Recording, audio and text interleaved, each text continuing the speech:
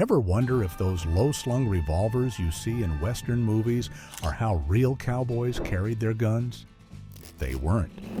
In the real Old West, practicality mattered more than style. Guns weren't worn for show, they were tools for survival. And how a cowboy carried his weapon could mean the difference between living through the day or not. Today we're counting down the 10 proven ways cowboys actually carried their guns, and the truth Hollywood never showed you. Stick around for number 1, because it's the biggest myth people still believe today. Let's start with number 10. Number 10, the Hollywood fast draw rig. That low-slung belt you've seen in every Western movie didn't exist in the 1800s. The design, called the Buscadero rig, was invented in the 1920s by movie studios and exhibition shooters. It looked dramatic on screen, but no working cowboy ever wore one. Real gun belts in the Old West rode high on the waist, keeping the revolver tight against the body, not dangling off the thigh.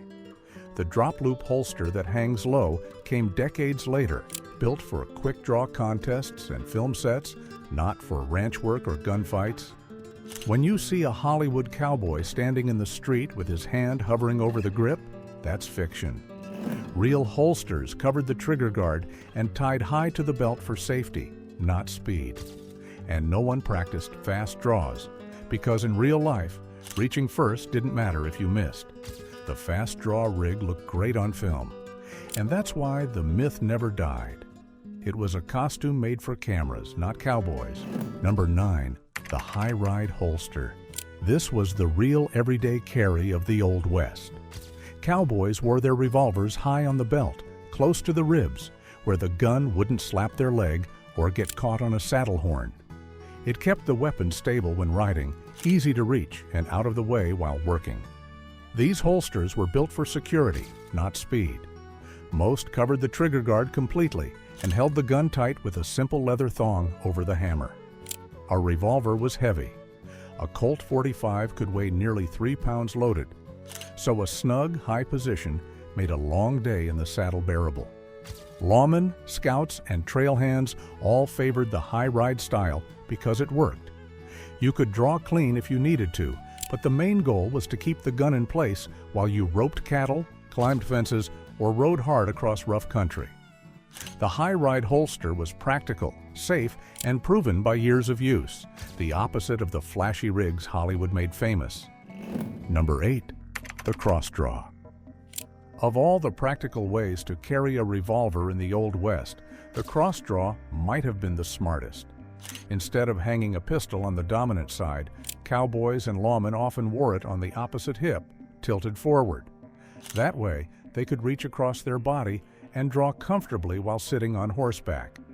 It wasn't about style, it was about movement. When you spent 10 or 12 hours a day in a saddle, a straight side holster dug into your leg and rubbed raw. The cross draw solved that. The revolver rested out of the way, the grip easy to grab even when reins or a lariat were in the other hand. This carry method was common among riders, teamsters, scouts, and even some lawmen. It allowed for a controlled, sweeping draw, slower than the movie version, but far safer and more reliable in a real fight. A man could pull his gun without having to twist or knock it against the pommel of the saddle. Wyatt Earp, Bat Masterson, and countless unknown trail hands were known to favor this position when traveling long distances. It kept the weapon accessible but secure, and that mattered more than speed. Remember, a fast draw didn't win fights. Accuracy did.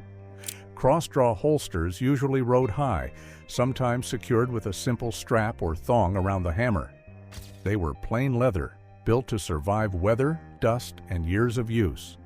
Nothing flashy, no silver trim, just solid utility. In Hollywood, the cross-draw rarely made the screen because it looked awkward. But in the real West, it was a mark of practicality, a holster made for riders, not showmen. Which of these carry styles have you seen before? Or thought was real? Let me know below. Number 7, the pommel holster. Before revolvers got lighter and cartridge belts became common, many cowboys didn't carry a gun on their hip at all. They kept it on the saddle. The pommel holster, sometimes called a saddle holster, was a heavy leather pouch that hung from the front of the saddle horn, designed to hold a large single-action pistol or even a pair of them. This setup wasn't new. Cavalry units had used pommel holsters for decades, and civilian riders simply copied what worked. A Colt Dragoon, or an 1860 Army revolver, weighed more than 4 pounds loaded, far too heavy to wear all day while riding fence or driving cattle. Hanging it from the saddle made sense. The gun stayed secure, balanced, and easy to reach in an emergency. Pommel holsters were often paired, one on each side, though most cowboys carried only one revolver. The holster was built thick, sometimes lined with wool or canvas to protect the finish from constant rubbing. A leather flap or strap covered the hammer to keep out dust and rain. In an ambush or a stampede, a man could reach forward, pull the pistol straight from the saddle, and fire from horseback or dismount with it ready. It wasn't as fast as a belt draw, but it kept the weapon close without being in the way during long rides. As smaller revolvers like the Colt Peacemaker became popular in the 1870s, the pommel holster started to fade. But for decades before that, it was the most practical carry system on the frontier. Hollywood never shows it, but in the real West, most working riders didn't strap on a flashy gun belt before every trip. They grabbed their saddle, checked their rig, and made sure the revolver on the pommel was loaded and dry. That was the cowboy's real security. Simple, efficient, and proven. Number 6, concealed carry in town. The image of cowboys walking down the street with 6-shooters on their hips looks good on film, but it would have gotten you arrested in most frontier towns.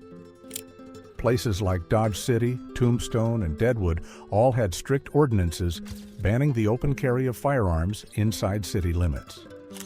Visitors were expected to check their guns with the sheriff or at a hotel desk, just like you'd check a coat. These weren't suggestions, they were enforced. Tombstone's Ordinance No. 9, passed in 1881, made it illegal to carry any deadly weapon openly or concealed without a permit. Dodge City had similar laws as early as 1876. The famous "No Guns in Town" signs posted at the edge of the street were a reminder that frontier settlements valued peace and business more than showdowns.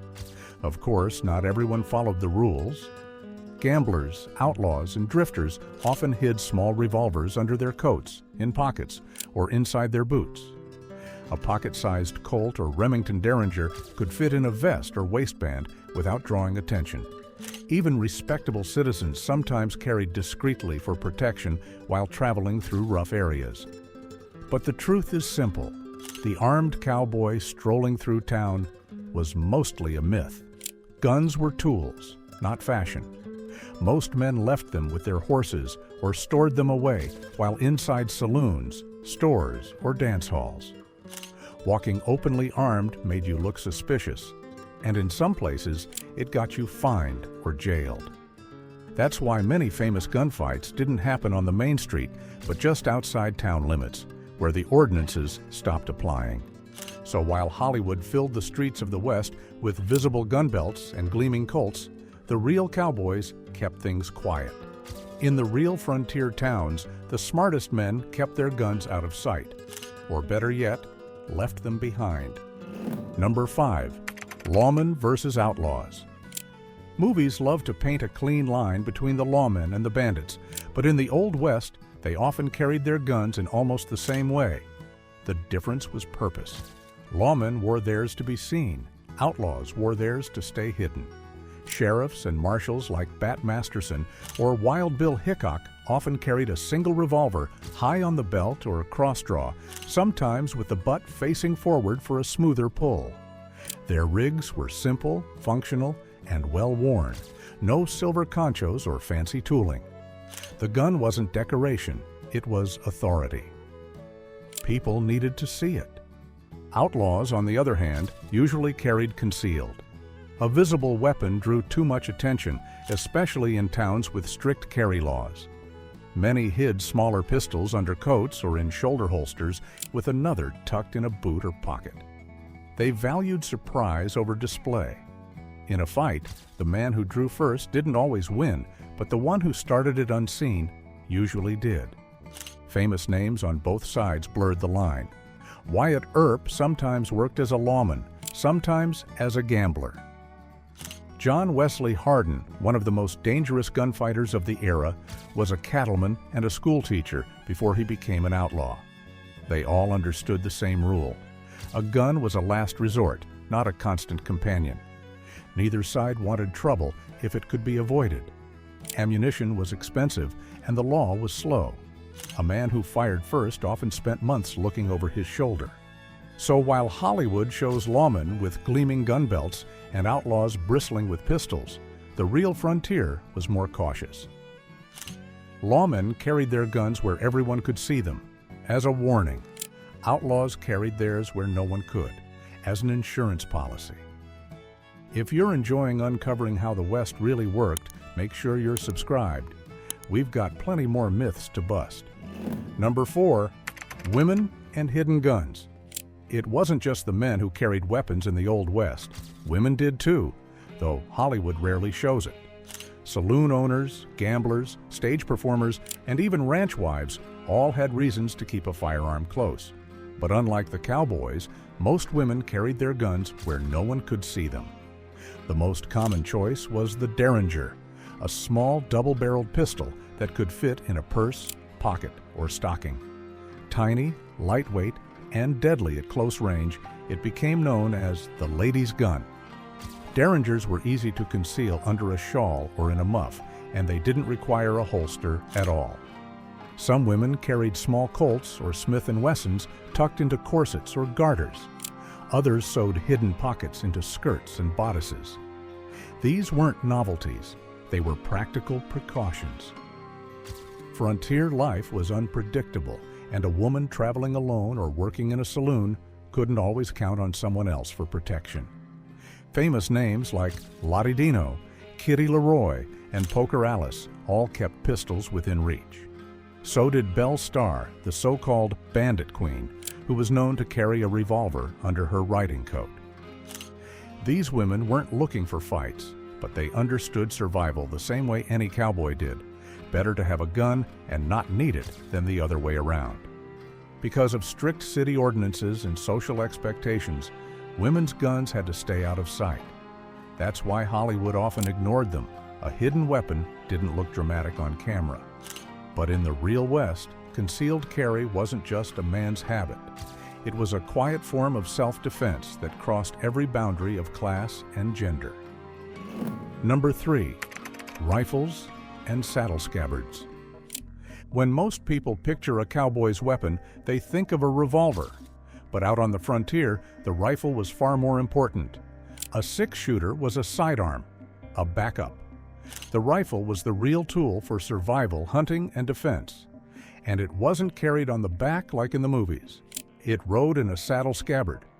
A saddle scabbard was a heavy leather sheath attached to the right side of the saddle, angled forward so the rider could draw the rifle with one hand. The butt pointed backward, ready to be pulled free in seconds. It kept the gun safe from weather, dust, and hard riding, while leaving it within easy reach if trouble appeared on the trail. This setup was used by cowboys, scouts, soldiers, and stage drivers alike. It worked for any long gun, Winchester repeaters, Sharps rifles, or cavalry carbines. The position was practical. The rifle stayed balanced with the horse's movement and didn't hit the rider's leg or snag on brush. Carrying it on the back, like in movies, was slow, awkward, and dangerous for both man and horse. Many riders also kept a saddle boot or a second scabbard for a shotgun, depending on their work. Ranchers used them for wolves and rustlers, hunters for buffalo, and soldiers for quick dismount combat. The system didn't look stylish, but it worked everywhere from the plains to the mountains. In the real Old West, a rifle wasn't a showpiece. It was the lifeline that put food on the table and kept you alive when the world turned violent. Cowboys didn't pose with their rifles. They carried them the same way they carried everything else, in the most practical, efficient way possible. Number 2, the fast draw myth. If you only know the West from movies, you probably picture two men squaring off in the street, hands hovering over their pistols, waiting for someone to blink. It's one of Hollywood's favorite images. But it never happened that way. The quick-draw duel is pure invention. In the real Old West, gunfights were chaotic, up close, and often over before anyone realized they'd started. There were no rules, no countdowns, and no fair fights. Most men who died in shootouts never even drew their gun. The idea of a clean, one-on-one duel at high noon came decades later from dime novels and early Western films. Back then, holsters weren't even designed for speed.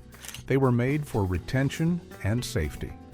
The trigger guard was covered, and the gun sat high on the belt or across the chest. Impossible to rip out in a split second. Trying to quick draw from those rigs would have been slow, clumsy, and dangerous.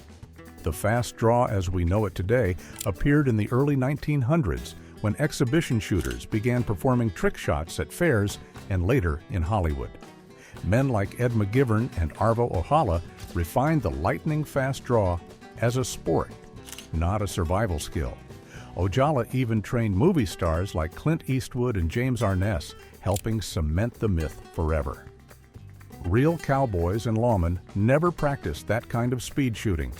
They valued accuracy, cover, and judgment. If a man went for his gun first, it usually meant he was already desperate or about to die. The truth is simple. The fast draw was never part of frontier life. It was part of show business.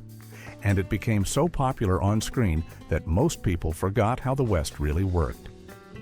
Number 1, the truth most people still don't know. For all the legends about guns in the Old West, the truth is that most cowboys didn't carry one at all. Revolvers were expensive, ammunition was hard to find, and daily life didn't usually require a sidearm. A good horse, a rope, and a strong back were worth far more than a six-shooter. Working cowboys were laborers, not gunfighters. Their days were spent driving cattle, fixing fences, and hauling gear across hundreds of miles. A revolver on the hip got in the way, rubbed raw against the saddle, and added unnecessary weight. Many men owned a gun but left it at camp or packed it away in a saddlebag unless they expected trouble. Even the few who carried daily didn't act like the movies suggest. They didn't rest a hand on the grip or strut through town waiting for a fight. Guns were treated with respect, as tools, not symbols of masculinity. Violence wasn't a badge of honor. It was a last resort that could ruin your life as fast as it ended someone else's. On the frontier, your reputation mattered more than your draw speed. Being known as steady, calm, and reliable could get you hired. Being known as a hothead could get you buried. That's why so many stories of duels and gunslingers were exaggerated long after the West had already changed. The Hollywood version of the cowboy, fearless, armed, and always ready for a duel, makes for great storytelling. But the real cowboys, lawmen, and settlers lived by quieter truths. Keep your head down, do your job, and only draw a gun when you have no other choice. That's the real Old West, not the one on the screen, but the one built on sweat, grit, and survival. And that's the truth about how cowboys really carried their guns. Forget the movie duels, the shiny belts, and the lightning-fast draws. The real West was built on practicality, not style. Guns were tools for survival, carried in whatever way kept them safe, secure, and out of the way. From cross draws and saddle rigs to hidden derringers and high-ride holsters, every choice told a story about the kind of life a person lived and the dangers they expected. The more you learn about the real frontier, the more you see just how far Hollywood drifted from history. If you enjoyed uncovering the truth behind these myths, make sure to subscribe, because this is just one piece of the real Wild West that movies never got right. Thanks for watching, and I'll see you in the next one.